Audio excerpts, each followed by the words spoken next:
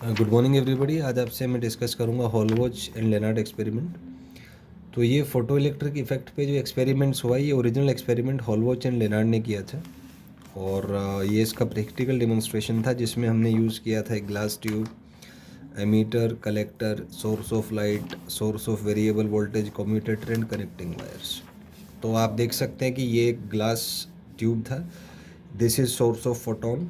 यहाँ पे एमीटर है, ये कलेक्टर है, ये दोनों कनेक्टेड हैं इससे। ये हमने कम्यूटेटर यूज़ किया। कम्यूटेटर मतलब कि हम इन प्लेट्स का पोलैरिटी बदल सकते हैं। तो जैसे आप देख सकते हैं कि ये वाला जो है, ये यहाँ पे नेगेटिव और ये पॉजिटिव से कनेक्टेड है। तो अगर आप इस एंड को यहाँ से जोड़ेंगे तो इस पे जो पोटेंशियल है वो नेगेटिव होगा और इस पे पॉजिटिव होगा इनिशियली। अगर आप इसको उल्टा जोड़ देंगे तो ये पॉजिटिव और ये नेगेटिव हो जाएगा। तो यही कम्यूटेटर का यूज़ है कि इसको प्लेट्स की पोलैरिटी को चेंज करने के लिए हम यूज़ करते हैं। This is the voltmeter, this is micrometer, और this is source of voltage, जो कि वेरिएबल है, रियोस्टेट हमने लगाया हुआ है जिससे वेरिएबल वोल्टेज हमें मिल सकता है। So this was regarding the experiment. अब इसके रिजल्ट्स के बारे में आपसे बात करूँगा कि क्या रिजल्ट्स है। तो पहला रिजल्ट ये था कि photo current increases with increase in voltage up to a certain saturation value. यहाँ से आप देख सकते हैं कि इनिशियली अगर वोल्टेज ज़ीरो है तो भी करंट नॉन ज़ीरो है। तो ये है बिकॉज ऑफ फोटो इलेक्ट्रॉन्स। तो जैसे जैसे आप वोल्टेज बढ़ाएंगे तो current up to a certain level बढ़ेगा और एक लेवल के बाद ये करंट सेचुरेट हो जाएगा। तो इसको आप ऐसे समझ सकते हैं कि मान लीजिए कोई मेटल का प्लेट है, यहाँ पे आपने फोटॉन्स इंसिडेंट किए और यहाँ से फोटो इलेक्ट्रॉन्स निकले। तो मान लीजिए कि टोटल ऑफ 100 फोटो इलेक्ट्रॉन्स यहाँ से इंसिडेंट होते हैं, लेकिन क्या है कि हर एक का एनर्जी सेम नहीं है। एनर्जी 0 से के मैक्स के बीच में डिस्ट्रीब्यूटेड है। तो सारे इलेक्ट्रॉन्स एमीटर से कलेक्टर तक नहीं पहुँच पाएंगे। तो इसीलिए क्या है कि जैसे ही आप एक्सेलरेटिंग वोल्टेज बढ़ाएंगे तो जो इलेक्ट्रॉन यहाँ से यहाँ तक नहीं पहुँच पा रहे थे, वोल्टेज बढ़ाने से ज़्यादा इलेक्ट्रॉन्स यहाँ तक पहुँचेंगे। मान लीजिए 100 टोटल इलेक्ट्रॉन्स यहाँ से निकले और 100 में से 60 इलेक्ट्रॉन ही यहाँ तक पहुँच पा रहे हैं। तो जब आप वोल्टेज बढ़ाएंगे तो जो 40 इलेक्ट्रॉन पहले एनर्जी की कमी की वजह से यहाँ से यहाँ नहीं पहुँच पा रहे थे, अब जब आप उनको एनर्जी देंगे तो 40 इलेक्ट्रॉन भी यहाँ पहुँच जाएंगे। लेकिन मैक्सिमम 100 फोटो इलेक्ट्रॉन्स ही एमिट हो रहे हैं। तो इसका मतलब यहाँ भी पर सेकंड 100 फोटो इलेक्ट्रॉन ही पहुँच सकते हैं। तो जिसका मतलब है कि जो करंट है एक लेवल के बाद यहाँ पे सेचुरेट हो जाएगा। और ये इंसिडेंट करता है कि जितने फोटो इलेक्ट्रॉन्स एमिटर एमिट कर रहा है उतने इलेक्ट्रॉन्स ये कलेक्टर तक पहुँच पा रहे हैं। तो ये इसका सिग्निफिकेंस है। अब हम क्या करते हैं, अगर करंट को रिड्यूस करें और वोल्टेज को अगर नेगेटिव कर दें तो वोल्टेज नेगेटिव होने से क्या होगा कि इलेक्ट्रॉन डी एक्सेलरेट होंगे और at a certain voltage current zero हो जाएगा, जिसको अपन कहते हैं स्टॉपिंग वोल्टेज या स्टॉपिंग पोटेंशियल। तो ये इसका सिग्निफिकेंस है। अब यहाँ पे जो पॉइंट है इसको कहते हैं saturation current. And saturation current depends on intensity of light and number of photons.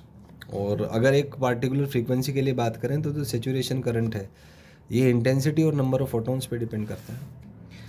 Next is saturation current corresponds to the situation when all the photo electrons are able to reach to the collector. ये जैसे कि मैंने आपको बताया। So we can say that current increases with increase in voltage and decreases with decrease in voltage, and at a certain retarding potential, this current is found to be zero. So this is called stopping potential, which depends on frequency of light, work function of metal, and nature of its surface, but independent of intensity of light or number of photons. तो ये number of photons या intensity से independent होता है stopping potential. ये point यहाँ पे समझने वाला है। तो ये चीज़ है। अगला है कि फोटो करंट और saturation photo current was found to be directly proportional to the intensity of light और number of photons, but independent of frequency of light, given that frequency is greater than threshold frequency. तो यहाँ से current और intensity के बीच का graph straight line होगा। ये common sense की बात है कि मान लीजिए अगर 50 फोटॉन्स हैं तो 50 फोटॉन्स के इंसिडेंट होने पे अगर आई करंट है तो 100 पे 2 आई होगा, 150 पे 3 आई होगा। तो इसका ग्राफ जो है वो स्ट्रेट लाइन आता है, फ्रीक्वेंसी वर्सेस थ्रेशोल्ड फ्रीक्वेंसी।